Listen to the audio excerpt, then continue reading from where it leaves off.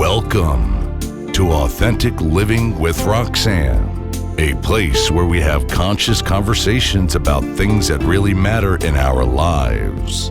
And now, here's your host, Roxanne Derhodge.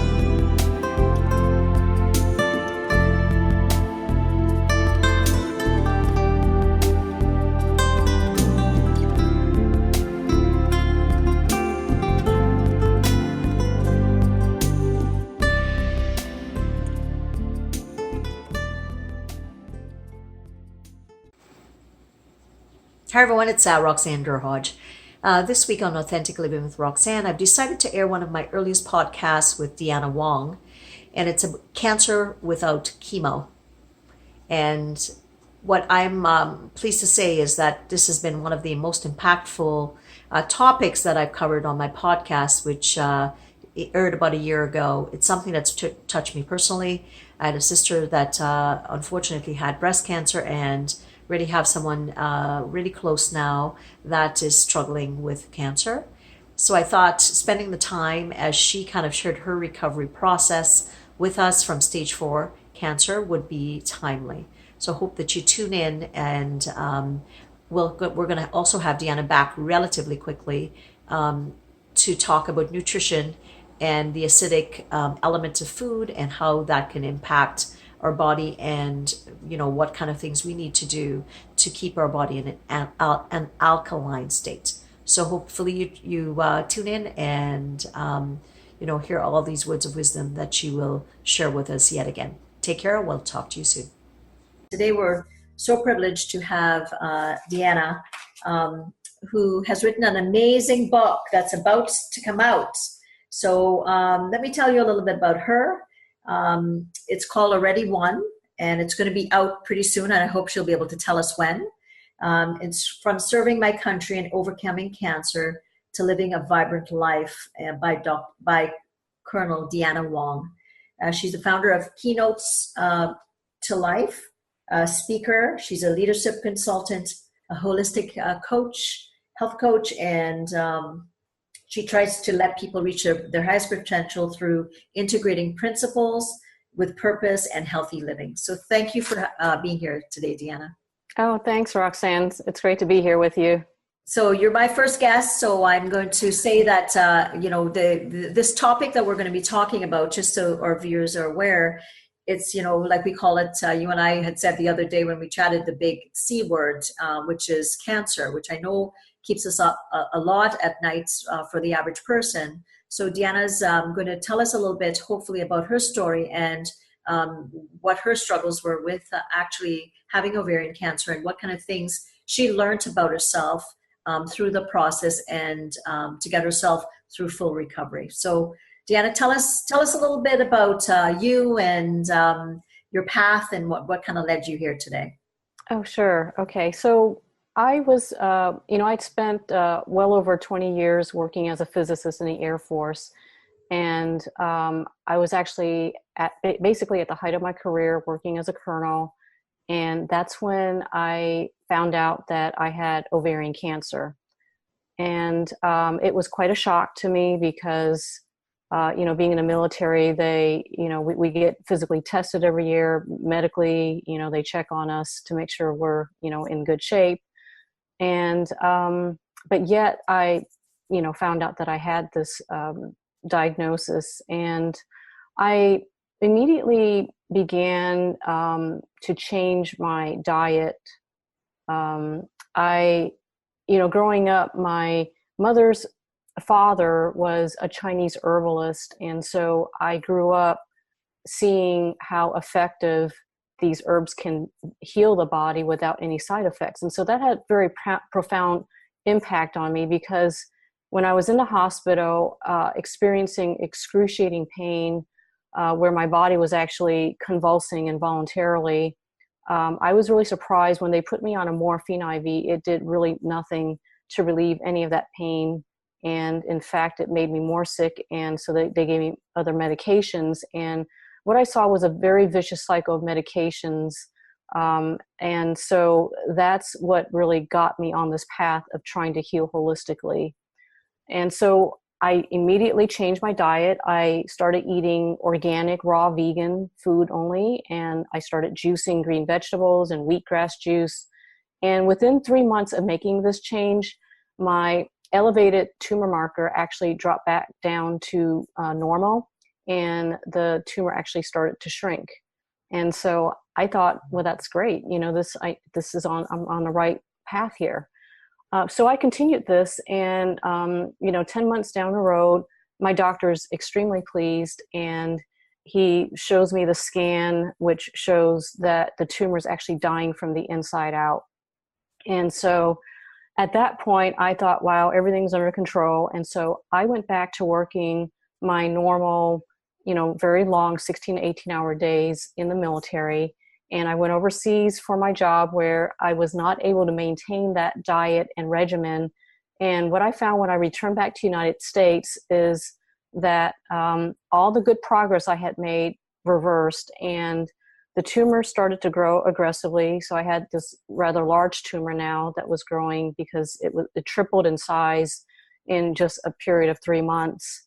And it was actually as large as 27 centimeters, which is basically like this. It was huge. And it spread. I was told that it spread to my peritoneal lining. So I was told I had peritoneal carcinoma as well. And it affected my lungs.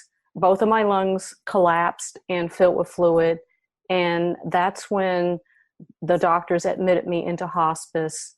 And I was told that I had 4 weeks left to live. I was actually on oxygen. And, it's interesting, because that was rather a challenging time for me physically, but I think there was still a part of me that was still in a bit of denial. At that point, I was still trying to attend conferences and take classes and courses, because I really felt like I was on this journey or quest to just learn as much as I could. And that's actually what put me on the path of trying to heal holistically, because I had done so much research, once I got over the initial fear of the diagnosis. And it took a lot for me to finally realize how really dire my situation was. And it came to a point where I wasn't able to eat anything solid for close to 40 days, because by this time my stomach and my left lung had shifted further to the left. And then I could barely drink anything. It would take me 1 hour just to drink a glass of the vegetable juice, because it just created so much pain every time I tried to swallow something. And then, when I was literally gasping for air and I couldn't breathe anymore, it was very challenging. I realized that it was only a matter of time before, my organs would expire, because due to the lack of oxygen. And what happened is, one day my blood pressure dropped. It just dropped so low that all the muscles in my body began to contract. And by this point, I was retaining a lot of fluid. And so I would gain actually up to 10 pounds of fluid in just one day. And it was very painful. And so when I was in this state, I really thought that was the end of my life. It was like more pain than I could bear. And I was, just screaming for help. And my cousin was there with her mother taking care of me. And she called the hospice nurse, and that nurse just said, well, just, give her some pain medication and call me back in a half hour.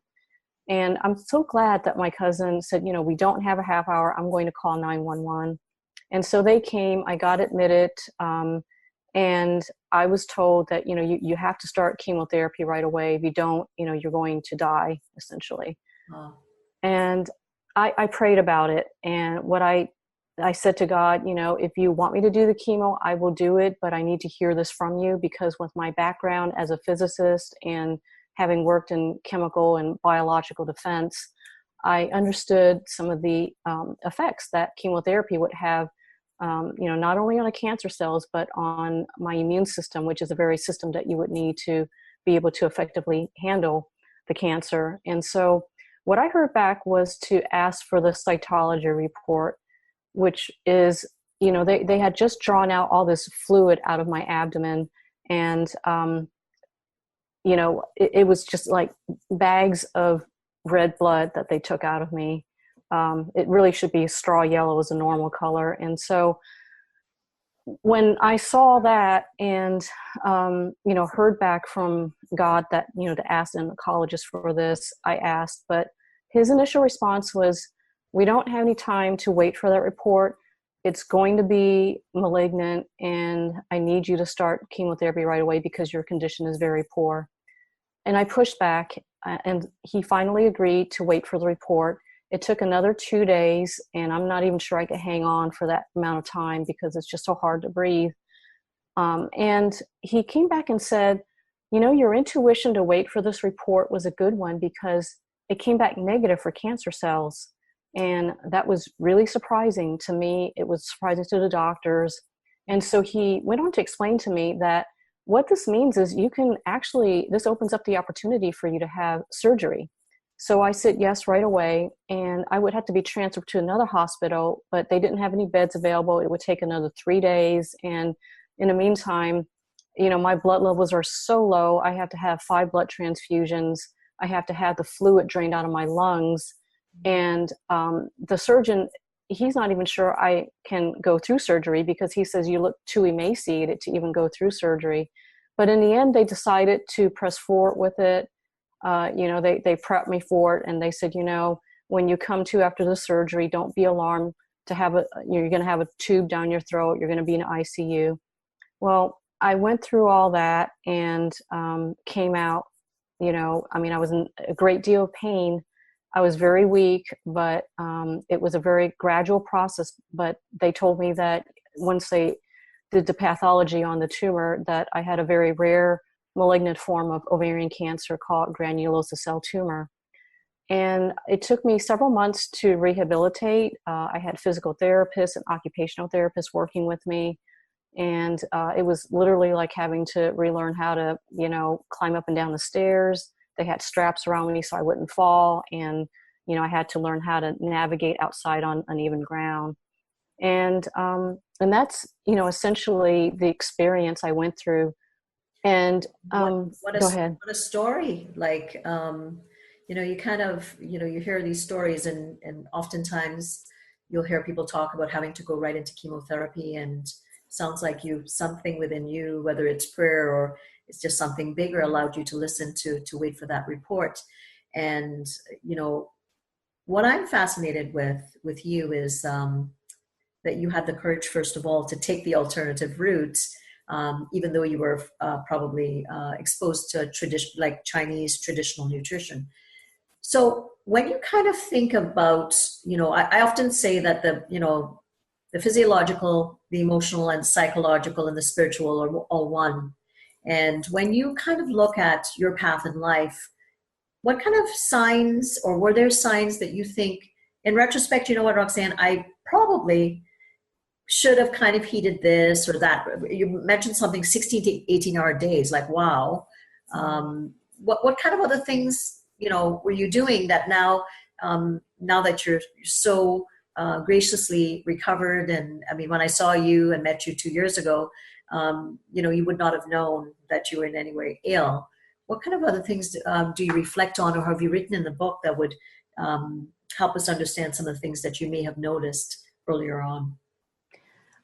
I would say the most important thing, I think, is really to become aware. What I learned is I wasn't aware of what I was feeling emotionally. All these years in the Air Force, I was trained to accomplish the mission, to take care of the people. But in the process of doing that, I lost track of what was going on within me.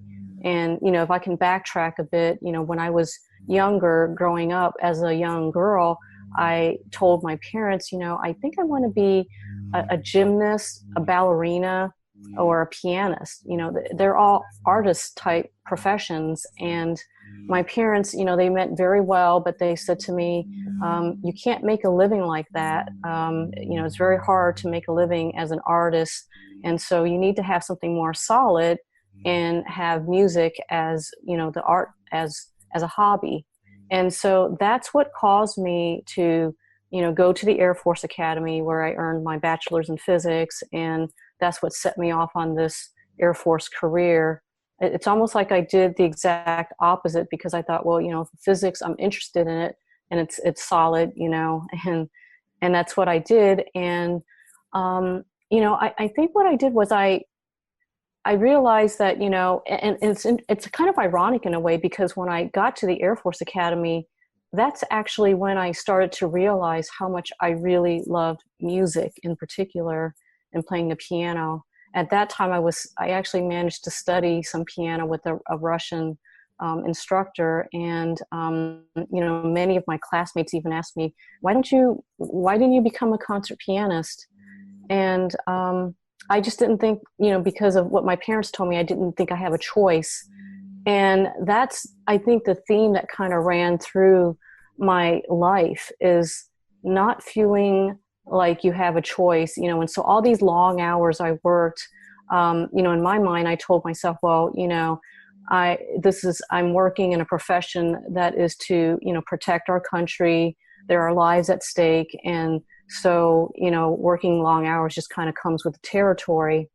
But, when you do that, there's a cost that comes to it. And it's really your own health, because I would work till the late hours of night, and I would be exhausted. And I just thought, well, this is how it's supposed to be. I didn't know there was a choice. So I think probably, the thing that I talk about in my book is just really, realizing that it's your life, and you really do have choices in life, as to what you do, what you don't do. And I really think that what you do ought to bring you joy. It ought to be something that you're passionate about. And what I did, I really did enjoy my time in the Air Force, because it afforded me the opportunity to meet some incredible, very dedicated people. And I got to, kind of move and live around the world, which is something I've always, wanted to do. But at the same time, there was a whole other side of me that wasn't being expressed. And that was, the creative, artistic Deanna. So the adolescent didn't rebel. You didn't stand up, or we think of our typical adolescents, and they rebel, and they do certain things. But you didn't at that point. You did what you thought was needed to make the people in your family happy. So would you mind telling me a little bit more about that? Yeah, and so I had a very deep-seated desire to please my parents and to please my bosses. And I think that's what kind of got me on that path. I really think that people, I've been studying this for a while, but, people who have cancer, have been diagnosed with cancer, typically they're people pleasers. They put the needs of others before themselves. And there's a whole part of their life that is not integrated into who they are. And so I feel like I certainly kind of, I meet that criteria, or I met it back then at least, where because I was trying to please people, I didn't think I had a choice. But, I started to realize that when I was my first assignment in the Air Force, it's interesting because I was working on my master's degree in physics, and about halfway through that degree, I actually thought, there's no one, I can't really talk to just an ordinary person about what I'm learning about. It's like Hilbert space and, the nth dimension of this and quantum mechanics. And so I thought, well, why am I doing this? And after a while, I thought, maybe I'm doing this to please my parents. Maybe I'm doing this because it's what the Air Force expects of me. So I thought, well, what would make me happy? And I thought, music. And so what I did was I left the physics program and I enrolled in an associate's program in piano performance and music. And I felt so incredibly fulfilled doing this. Even though I was working full time in the Air Force, I would get to my job at 6:30, so I could leave in time to get to my classes at night. And I carried a full time, student load as well. But it didn't feel like work to me, because I really feel like that's something that I was passionate about, that brought me joy.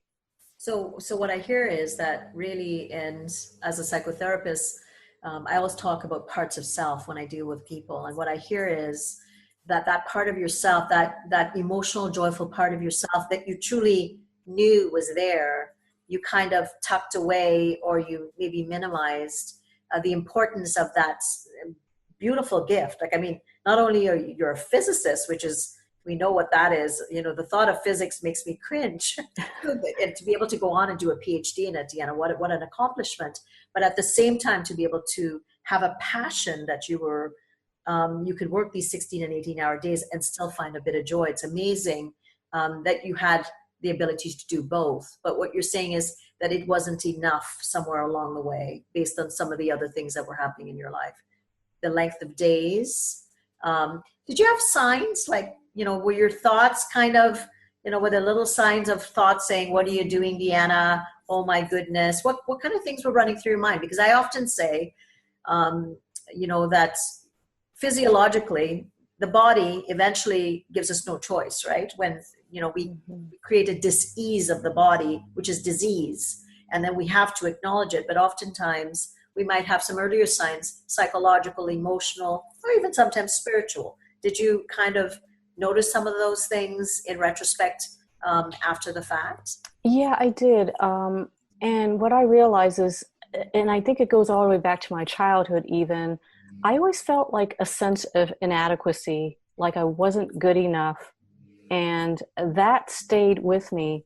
It did not matter how much I had accomplished in my career, being a physicist, being a colonel. It just somehow, it just didn't really seem to sink in to me that I was okay and that I didn't have to keep trying to achieve.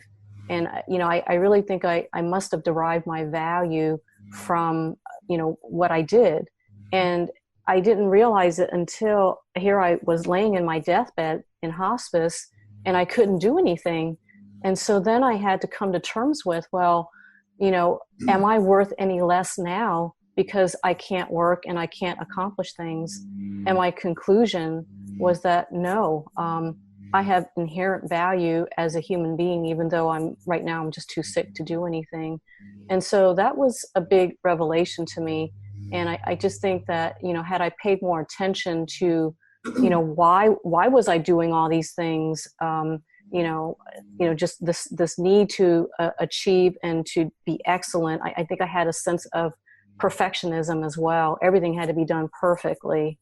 And I believe that the reason why I did that was because I didn't feel like I was good enough on the inside. Amazing that, those thoughts, as I call it, the little bits of chatter that kind of flows through our brain, and it's kind of there. It's the backdrop sometimes of things, and we don't really stop to acknowledge it. And then it can get louder and louder, but we drown it out based on something that we may do. Now, for the average person that's listening in, right, that maybe, they're not as far along. They maybe work too much. Maybe they don't work out as much. Maybe they eat okay, but they're tired all the time. What are some of the tips that you would give to them just about, some things that they can do to start managing kind of overall health from what you've learned? I know you did a ton of research. You've lived the life. You've done the juicing. You've done a lot of the green kind of homeopathic remedies. What kind of things would you say to people are some basic things that they can start to do that might help them to replenish if they've depleted their system? I would say the first thing would be, and it doesn't matter what kind of diet you're on, but I would say to definitely add more plant-based foods. And if you can add, raw vegetables, that's even better, because raw foods are full of enzymes. These enzymes actually get destroyed when we cook foods, and we're living beings. And so we need to replenish ourselves with something that has the life force still in it. And I would say, to cut out sugar. That's probably one of the biggest culprit of, I would say, most of our chronic diseases and illnesses. Sugar is very inflammatory, and that's really the first step in chronic diseases. It starts with inflammation. I would say to get enough rest. It's really important to get to bed. I would say no later than 10 o'clock at night. It might sound kind of early, but if you think about it, we are really the only species, I think, on this planet that we've separated ourselves from nature. All other living beings, animals, plants, they're tied to the sunlight and circadian rhythm. And because we have, electricity, lights, computers, we've almost kind of separated ourselves from that. And so it's easy to just, stay up all hours of the night working. But when you do that, you really disrupt the very fine balances, melatonin, so that you can sleep. They say that for every hour that you sleep before midnight is actually equivalent to 2 hours after midnight. 2 hours. That's interesting. Yes. So these are really, really basic things that people can start doing. I know we're going to probably be out of time, which is so unfortunate. I would love for you to come back and talk a little bit more about actual, a lot more to do with the nutrition, exercise. And I don't mean like dramatic exercise, but just some things that people can do, and some of maybe the psychological or even emotional things that you've learned to implement in your life, because obviously you're a living legend for what you've been able to endure, what your body, the state that your body was in, and it was past the point of depletion, obviously, and now you've kind of brought it up, probably to a healthier state than most of us could ever hope to be at, but I think even some basic steps that you could potentially share with us, that would be amazing if you could come back, because I'm sure that people would be, I know I'm intrigued. I want to know more about some of the things that you've done and some of the things that I might be able to implement in my day-to-day kind of life. So hopefully you'll be able to potentially come back again and share that with us. So with yourself, what's one statement or message that you'd give the viewers just about when they get scared about, cancer? What would you tell them? I would say to develop a strong faith, because faith is what will allow you to keep your hope alive, even when nobody else around you believes, that it's possible. The doctors may not even believe it, but that's where I think faith is really important, because if someone is dealing with a lot of fear, it's going to negatively impact their entire body, because there's just all these biochemical changes that take place based on how we feel. And so for me, that was probably the biggest thing. And I would really encourage people, to never lose hope. And the way you do that is really by developing a strong faith, because faith allows you to continue to believe even where your rational mind can't really fully comprehend it, and there's no reason to. Wow, that's amazing. So, like they always say, love, not fear. So ready to believe in something bigger. So where can people get a hold of you if they're wanting to know more, if they'd like to potentially coach with you, or if you've got some programs, where could they, what's your website that they could go to and connect with you? Yeah, they can go to my website. It's DeannaWon.com. That's DeannaWN.com, and they can sign up there for a complimentary consultation with me. And if they sign up for my email list, they can also get a sugar cleanse sheet from me. Well, thank you so much for being here today. When is the book going to be released? And I would love to have you on again, even just before the release, so that people will it be available like on Amazon and all the different distributors? Right. The book should be released within the next year. Okay. So it will be sometime next year, hopefully before September next year, or by September the very latest.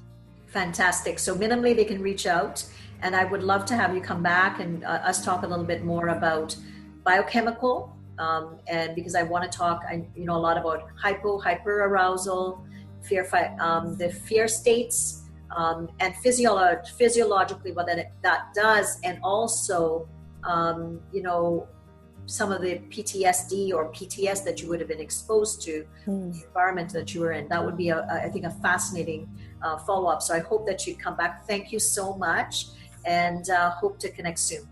Oh, thank you so much for inviting me to be here, Roxanne. It's been a pleasure. Thank you. We'll talk soon. Okay, talk soon. Okay, bye-bye. Bye-bye. Thanks for tuning in to Authentic Living with Roxanne, creating the space for positive, healthy change. Roxanne is a keynote speaker, psychotherapist, and coach. To work with Roxanne, visit roxannederhaj.com/blueprint. We'll see you next time on Authentic Living with Roxanne.